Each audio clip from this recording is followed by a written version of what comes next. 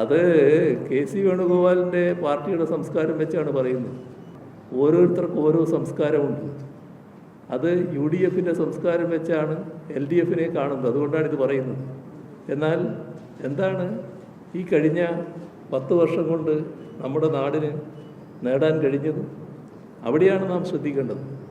ഇന്ന് ഇന്ത്യ രാജ്യത്ത് നമ്മുടെ നാട് കേരളം അഴിമതി ഏറ്റവും കുറഞ്ഞ സംസ്ഥാനമാണ്.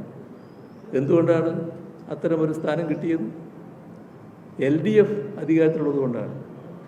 LDFിൻ്റെ സംസ്കാരമാണ് അതിന് പ്രധാനം. അതുകൊണ്ട് തന്നെ അഴിമതിയുടെ കാര്യത്തിൽ വിട്ടുവീഴ്ചയില്ലാത്ത സമീപനം സ്വീകരിച്ചു പോകും. ആ LDFിനെ കുറിച്ച്